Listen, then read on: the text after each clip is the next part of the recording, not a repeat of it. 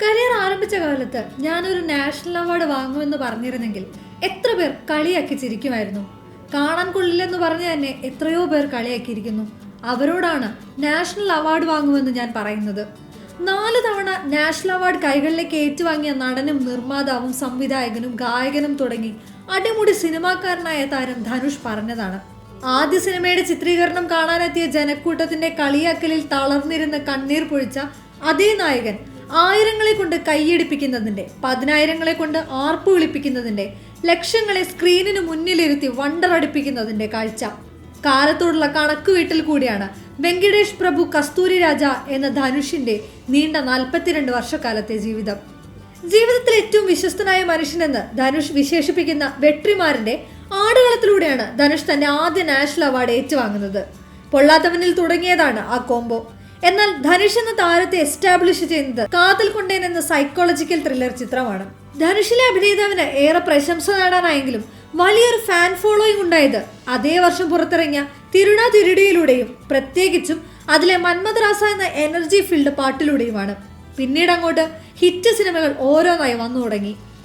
ഏത് പ്രായത്തിലേക്കും ലോകത്തിലേക്കും പ്രേക്ഷകർ തുടക്കത്തിൽ കളിയാക്കിയ ആ ശരീരം എളുപ്പം മെരുങ്ങി വന്ന അത്ഭുതം പ്രവർത്തിച്ചു. ഒരു +2കാരനാവാനും വൃദ്ധനാവാനും ഒരേ സമയം അയാൾക്ക് സാധിച്ചു. അന്നും പിന്നീടും മാറാതെ ധനുഷിലുള്ളത് വറ്റാത്ത സിനിമാ പ്രേമമാണ്. സൂപ്പർ താരങ്ങളുടെ ബമ്പൻ പടങ്ങൾ പോലും ബോക്സ് ഓഫീസിൽ ഇഴഞ്ഞു നീങ്ങുന്ന കാലത്തും ധനുഷ് ചിത്രങ്ങൾക്ക് പ്രേക്ഷകരെ കണ്ടെത്താനാവുന്നുണ്ട്. ഒരു ഹിറ്റെങ്കിലും അയാൾക്ക് നേടിക്കൊടുക്കാതെ ഒരു വർഷം പോലും ഇക്കഴിഞ്ഞ കാലത്തിനിടെ കടന്നുപോയിട്ടില്ല. 2022-ൽ തിരുച്ചിത്തമ്പലവും 2023-ൽ വാത്തിയും 2024-ൽ രായനും 100 കോടി കടന്നു. ക്യാപ്റ്റൻ മില്ലർ ഓട്ടം അവസാനിപ്പിച്ചത് 85 കോടി നേടിയാണ്. ഈ വർഷം റിലീസിനെത്തിയ തെലുങ്ക് ചിത്രം കുബേരയും ബോക്സ് ഓഫീസിൽ സൃഷ്ടിച്ചത് അപ്രതീക്ഷിത കളക്ഷനായിരുന്നു. ധനുഷിന്റെ ഏറ്റവും പുതിയ 100 കോടി ചിത്രം. ഇനി വരാനിരിക്കുന്നതും ഹൈലി പാക്ഡ് വർഷങ്ങളാണ്. നീണ്ട നിര ചിത്രങ്ങളാണ് ധനുഷ് കമ്മിറ്റ് ചെയ്തിരിക്കുന്നത്. പ്രേക്ഷകരുടെ പ്രിയപ്പെട്ട കോംബോ കൂടെയാണ് ധനുഷ് നിത്യ മേനോൻ. ഇരുവരും ഒന്നിച്ച് ധനുഷ് തന്നെ സംവിധാനം ചെയ്യുന്ന ഇഡ്ലിക്കട ഈ വർഷം ഒക്ടോബർ 1-ന് റിലീസ് ചെയ്യും. ആനന്ദ് എൽ റായ് സംവിധാനം ചെയ്ത AR റഹ്മാൻ സംഗീതമൊരുക്കുന്ന തേരെ ഇഷ്ക് മേൻ ഇതിനകം പാക്കപ്പ് ആയിട്ടുണ്ട്.